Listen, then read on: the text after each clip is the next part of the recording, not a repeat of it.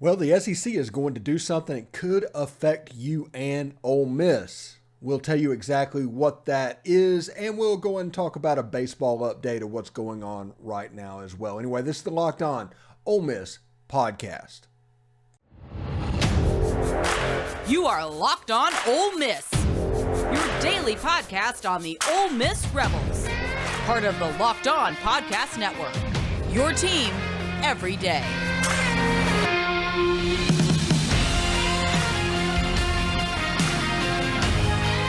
Thanks for making the Locked On Ole Miss Podcast your first listen every day. We are, in fact, free and available wherever you get your podcast, including YouTube, so check them out as well. We're going to lead today with a little bit of a conference-wide story that is of interest to Ole Miss fans, and that is this report from Pat Forde about what the SEC is currently considering. You can see the SEC is preparing to up the ante on field storming penalties. They might go as far as taking away home games from offending schools. Now, we have gotten to the point, they have always been against storming the field. People have always done it because we make enough money. It's worth paying the fine. We all remembered when we beat Alabama in 2014. Stuff like that, it was worth the money just for the experience and what it looked like on TV and stuff like that. But the SEC has been absolutely against field storming for decades. Now, whenever they set the price of, $200,000 for a first field storming up to like $1 million, that's back when the financial and athletic budget was so much so that would be a significant deterrent and a reason for these schools to prevent it from happening. But as the TV money went up, the penalties did not. And it got to the point where, hey, it's a badge of honor for you to pay this penalty. But now the conference is going to put its foot down again. And this comes on the heels of Jermaine Burton being accused of hitting a Tennessee co-ed girl. Last season, they do not want that kind of press, the amount of money that's involved. They want people to be as safe as possible, including coaches and players and even fans. So it behooves them to keep them off the field. So they've decided that, hey, we need to get away from the money because all of these schools are richer than God to begin with. But this home game, that affects their revenue directly, and it also affects their schedule. It can make it very hard. So if we have a situation to where if Tennessee stormed the field like they did last year, then all of a sudden, Alabama gets a home game next year, a home game the year after that, a home game the year after that, and it's 4 years between Alabama coming to Neyland Stadium. Now, if it happens in one of these off-year things, because remember, the SEC schedule is about to change. So if you do it against, say, South Carolina, Ole Miss in South Carolina, that might cost you a home game to where it's in 2024, home game against South Carolina, you storm the field. So in 2026 is a road game at South Carolina. 2028 is a road game at South Carolina. And 2030 is a road game at South Carolina. You might not get a home game against the Gamecocks until 2032. That's just a realistic thing of what this could look like. This is a major deal for people that celebrate things like storming the court and storming the field. And I guess, the jubilation that you can see people exuding might be worth it to you. But this is a situation where the SEC is absolutely doing what it can to get this under control. Like I said, they've always been against it. We just started making enough money through TV deals that you could just pay the fine. It turned into a speeding ticket as opposed to a real deterrence. Now they want it to go back up to a real deterrence. Now, this is not saying whether or not this is worthwhile or silly or anything like that. You're going to have those takes all over the network over the coming days. I'm just telling you why they're doing it. Now, 2014, I was in Vaught-Hemingway Stadium when Ole Miss beat Alabama in 2014. I did not run on the field because I'm a grown-up, but I remember what it was like, and it was cool looking and stuff, that exuberance being let out, a very cathartic experience. I get that. But The SEC, all they did was see that and saw lawsuits. And understand that that is the lone deterrent in our society these days, is fear of a lawsuit. If somebody climbs up on goalposts to rip the goalpost down, falls, and hurts themselves, if they do not actively try to deter people from getting on the field, they are then susceptible to a lawsuit. So understand that that is probably where it's coming from. It's not coming from the jubilation that you see on TV or the stories that happen afterwards or anything like that. It comes from the fact that they are scared to death of a lawsuit. And honestly, they probably should be in modern society. I mean, we are so litigious at this point that it becomes a real thing. So Pat Forde did report that the potential of losing home games has become a possible future penalty for fans charging the field after the game. Basically, after the game, just get it in your head to go home. Because you can go on the field and actively hurt your university that you claim to love. It might be silly, whatever the reasons that has happened, whatever you view them happening, it's still a possibility of happening. And if you don't want that to happen, all of you just sit in your seat and go home. Cheer loudly from the stands. Do not get on the field. Because if this goes through, this is a game changer. You might have a situation where opposing teams bait people to run on the field to get that extra home game. Can you imagine a season with 6 SEC home games? That's possible. Once we go to 9, 6 SEC home games. You think the receiver of that would make some money off of it? Absolutely crazy. Anyway, today's show is brought to you by the FanDuel Sportsbook. Just a reminder that Grand Slams, no-hitters, and double plays are back, and there's no better place to get in on the MLB action than FanDuel. It's America's #1 sportsbook. That's because right now, new customers can step up to the plate with a no-sweat first bet up to $1,000. Now, I do realize in the state of Mississippi, you have to use a brick-and-mortar casino. That has not changed. But if you go to Louisiana, if you go to Tennessee, New Orleans, Baton Rouge, Shreveport, Delta, Louisiana, you can use FanDuel Sportsbook. If you go to Tennessee, Memphis, Jackson, Tennessee, Nashville, Gatlinburg, you can use the FanDuel Sportsbook. So just go to FanDuel.com/lockedon to sign up. Place your first bet and get up to $1,000 back in bonus bets if that bet does not win. So don't miss out on your chance to get a no-sweat first bet up to $1,000 when you join FanDuel today. Just go to FanDuel.com/lockedon to sign up. FanDuel, it's an official partner of Major League Baseball. All right, I do also want to let you know that even though I did not get a phone call about Jonathan Mingo, and that's absolutely crazy because he is shooting up draft boards at the moment, Locked On NFL's mock draft special is here, and it's bigger than ever. Follow along with all 32 teams' first pick in an ultimate 6-episode mock draft experience only Locked On can deliver. All episodes are available now on Locked On NFL Draft on YouTube or wherever you listen to your podcast.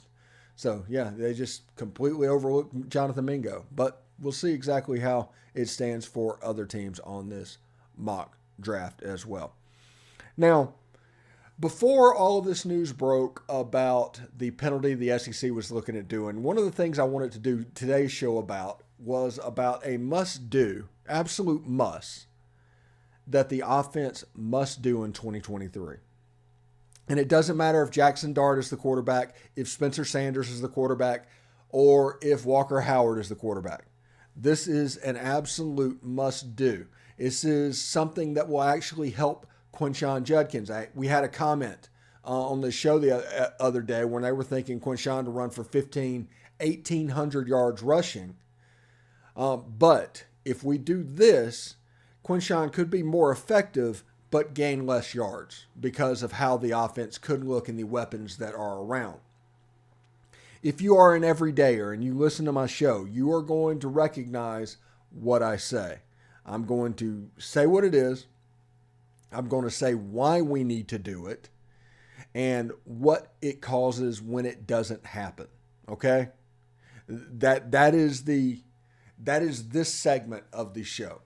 And the absolute must that Ole Miss must do is attack the middle of the field. And not just the middle of the field. I'm talking within the middle of the field, 15 yards from the line of scrimmage. That box. Whenever people talk about the box on defense, most of that covers that area. But that is an area of the field that Ole Miss football absolutely must need to cover in 2023. Now, everybody might say, well, why? Why must they do that? Well, this offense, when it is efficient, picture 2020 Matt Corral or even 2021 Matt Corral. Like 2020 had a better offensive year. He just had some interception games. But 2021, you can see exactly how the offense looks. And I've said many, many times, this offense, when it's at its best, tortures linebackers. That's what it does.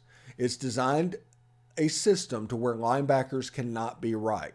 And if the linebackers are wrong, your offense is going to be highly productive from time to time. Let me explain how that happens. There's 3 levels to this defense. First is the run game, either through the jet sweep or the inside zone, but it's causing the linebackers to take a step in or taking a step right or left. Pre-snap movement is going to affect these linebackers and put them out of a position to where it's more difficult for them to get where they need to be. Okay? The second is the tight end. This tight end is always an important part of this offense. It's never going to change. The tight end is important. And that is because whenever they start moving left or right, it provides an avenue to slip in that little pocket behind the linebackers and in front of the safety. So the whole goal is if you can get a false step forward or to the side, and what I'm going to list as the third segment, that pocket tends to grow. And that is kind of the area of the field when this offense is really humming, it really exploits. So we will see how that happens. Tight end, Michael Trigg, Caden Priestcorn, all the weapons necessary to do exactly that. The third thing this offense does is it affects the safeties by deep shots on the outside. There are plays that I call Lane Kiffin shot plays. And in those shot plays, they scare the safeties. And the safeties rule is always deeper than the deepest. So if you have somebody going deep and somebody constantly attacking down the field, that's the safety has to sink deeper. They can't play up. They can't cheat, because if they do, they're going to get beat. The clipboard's going to be thrown and the scoreboard is about to light up. But those 3 things all have to happen. If something does not happen of those 3 things, it throws the whole offense out of sorts, and you get what Ole Miss had last year. Last year, Ole Miss did not use the middle of the field. They did not see the reason why they need to use the middle field, apparently, but that caused the linebacker by the end of the year to not even worry. That space behind the linebacker and in front of the safeties, they absolutely didn't have to worry about it. They simply attacked Quinshawn and got to the point where there's 15 tackles for loss against Mississippi State and like 13 against Texas Tech. The snap problems early in the season basically eliminate the jet sweep. So all 3 false steps that could possibly happen was eliminated, and you could just guess forward towards the running back, and you were probably either going to be right or it wasn't going to affect you. It wasn't going to burn you because that space directly behind you was not going to be used. The plays that Matt Corral made a living with Kenny Bowen, Elijah Moore, was not an issue, was not a thing. You did not see that at the end of the year. And even though Jaxson Dart got better and better as the season went on, and I am going to say that over and over, he did not use the middle of the field, which means this offense could not be as effective as it needed to be. And this offense at a C- level, a C+ level, is not good enough with the defense that Ole Miss has. If I tell you all the time, this team could win 10 games this year. They have the talent offensively to win 10 games. They do not have the talent to win 10 games if they run their offense incorrectly. if they don't do exactly what they need to do. And part of that is using the middle of the field. I'm going to harp on it, and I'm going to harp on it for the next 5 months. Get ready for it. It's coming. I say it already a lot. It's going to keep coming because I need to see that improvement. I watched the Grove Bowl, and I did not see it from Jaxson Dart. The middle of the field just absolutely wasn't used. There was one pass like 25 yards downfield. It was more of a deep shot than a middle pass. I'm talking about that 15-yard box. But if you go on the other side with Spencer Sanders and Walker Howard, they used it. Michael Trigg had a day.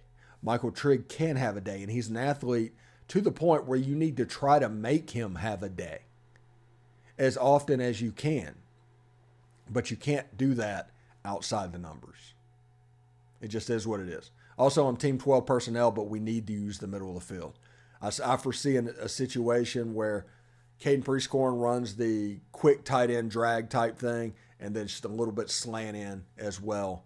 On the other side, those routes that Elijah Moore used to run, Michael Trigg running those. So both of those on the field together. But that's the way I see it at this moment. Anyway, when we come back, we are going to talk about baseball. We're going to give kind of an update on the situation and our thoughts on what is going on with this baseball team this year. Anyway, stick around. Thanks for making the Locked On Ole Miss podcast your first listen every day. We are free and available wherever you get your podcasts, including YouTube. Do us a favor, subscribe to the YouTube channel, hit the bell for notifications, and upload the video and comment down below. We would appreciate it. Remember also, tonight, Pratt Rogers will appear if technology doesn't bite us, but Pratt Rogers should appear tonight. It's going to look a little bit different because I wasn't expecting to hit the off-season mode the last week of April. And I understand that there's mathematically an opportunity for Ole Miss to get where they need to be. And we talk to Derek Vandenbroek all the time, and he talks about, hey, I can manipulate the numbers any way you need them to be manipulated. And it just doesn't look good at the moment. Ole Miss needs to go somewhere around 10-2 or 11-1 throughout the end of their SEC season to get to postseason. And I did say at the beginning of the year that Ole Miss, the number one goal should just been to go to a regional. And it doesn't look like they were able to do that. So that makes it a little bit tougher with one season before Texas and Oklahoma comes into the league, and the SEC baseball is going to become a little bit more difficult. You want to be in the best footing possible when they get into the conference, okay? It's just the way it works. But I also said, with Mike Bianco winning the national championship last year, that this year there can be mistakes. There could be things to work on. But at the end of the day, the conversation that people had over and over and over again, I just wasn't listening to them. It just is what it is. You know, I said it again. They mentioned that in a comment, and I do it over and over again. And I apologize for that. But, yeah, I'm not willing to play the job game. I'm just not. If somebody can win a national title at Ole Miss, they get the next year. The next year is a free shot. And with the injuries that happened in the pitching staff, with Hunter Elliott going down so early in the season, when things were going well, before the confidence got completely shot, okay? We need to understand a few things about this baseball program. A, we invest a lot of money into this baseball program. Almost too much money, in my opinion. But we invest a heavy amount of money into the baseball program. Second of all, we have a distinct disadvantage that has not gone away about the 11.7. Other schools have advantages in recruiting athletes than Ole Miss. Ole Miss and Mississippi State, it's not a surprise that each of them won a national championship while you were able to bank players on the roster for COVID reasons. That is not a surprise. Okay? So understand that the problems and things that Ole Miss and State had to deal with before, they're still there. And as these COVID years disappear, it's kind of regressing back to the mean, if that makes sense. So injuries are going to affect Ole Miss and Mississippi State more than other Southeastern Conference teams that have the Hope scholarships. We've had these arguments and talks for years at this point. So whenever Ole Miss has an injury where their closer and their ace and so many pitchers got hurt, that puts so much pressure on the offense. And the offense starts trying to hit 5-run home runs, 4-run doubles, stuff that you can't do. You start pressing and hitting a round ball with a round bat, that becomes problematic. It just kind of is what it is, okay? I said it again. I do think that maybe they go on after less projects pitching-wise. I don't know. Because there are a lot of pitchers on this staff that by the end of the year do not get used because for whatever reason they're not ready. They're not developing. Why aren't they developing? Offensively, they've been fine. Even this year, offensively, they've been fine from time to time. But now that the offense started pressing, that's going to be problematic. But why are pitchers seemingly moving slower than other places? Is it the way that we pitch? Is it what we're pitching? Is it kind of taking everybody and breaking them down to a blank slate like boot camp and then build them back up? I do not know. But just because I say that Mike Bianco gets a free pass this year, that does not mean we don't have things to work on and we can't talk about things that we need to work on. The only thing that I'm saying by that free shot is we're not going to have the conversation about his job. Period. It's not even an option. Because last year I said if Ole Miss could win the national championship, I wouldn't talk about it. And all of that stuff that everybody said trying to will Ole Miss to win a national championship, everything fell into line. And Kevin Graham got healthy. The pitching staff got right. And Ole Miss was able to go on a run and win a national championship. That cannot be taken away. But an indictment on the coaching staff, as long as you're not talking about job, you can talk about things that they need to do right. See, the problem we've gotten in this world right now is any criticism is viewed as adversarial. We're all pulling the rope the same direction. We all want the same thing. We're not giving up on the team. But we need to acknowledge that there are things that need to be done. And maybe figure out a way for those things to happen. And if they do, Ole Miss has a chance to completely bounce back. We're talking about the second winningest coach in SEC baseball history. He's going to have that stadium named after him one day. So, simmer down. Understand that we're basically running out freshman after freshman pitching the ball right now, along with a transfer from Indianapolis who's turned into the ace of our staff, and a long reliever that's been pitching on Fridays. Less than ideal, especially in this league. Like I said, there's things that Ole Miss need to work on. They need to sit down. They need to basically write it down and just put their heart into it, what they want. And then figure out how to attain it and figure out if what they're doing is directly conflicting with what they want. One of the things you noticed last year during this miraculous run, and I give Mike Bianco all the credit in the world for this, is traditionally, Ole Miss baseball is played really tight in the super regional round. For whatever reason, probably because they take on the personality of their coach, but they play really tight. And games, the series just seem to add up after a while. Well, last year that didn't happen. In fact, they were very, very loose. And that came from confidence in their pitchers to where the hitters could do whatever they needed to do. And by the end of the year, they just had a formula of how they could be pretty good. A lot of that is because Mike Bianco let it happen. He didn't tighten up. Because of the way the season ended, and everything, them just squeaking in, it was all house money all the way through, and pressure never got on these guys.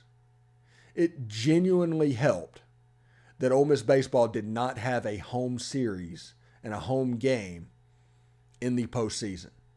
The trip down to Miami was a godsend. The trip to USM, everybody could go to it and have fun and see it, but it wasn't at Swayze.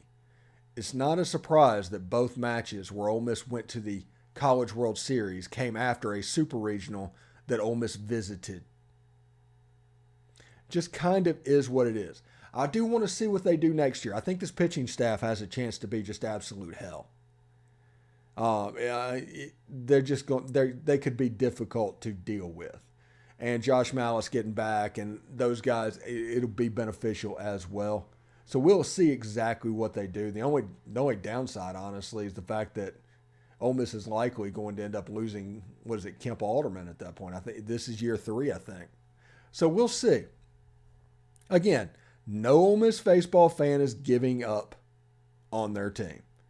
All Ole Miss baseball fans can talk about things that they need to work on. We're all in this together. Just because you say that does not make you an adversary of the program. It's the way this works.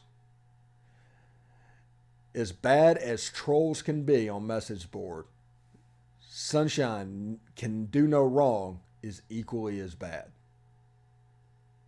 The truth always lies somewhere in the middle. Anyway, thanks for making the Locked On Ole Miss podcast your first listen every day. Every dayers tomorrow on the show, or today on this afternoon on the show, Pratt Rogers. Tomorrow we will continue looking at the transfer portal and what's going on as well. We're in off-season mode at this point, and it sucks, but it is what it is. And we're going to start thinking of ways to do it. We're going to try and figure out exactly how we can provide cool content for you guys. But tune in tomorrow for that, everydayers. We do appreciate you. You are the heartbeat of this channel. But I will see you then. I hope everybody has a good day. Hotty toddy.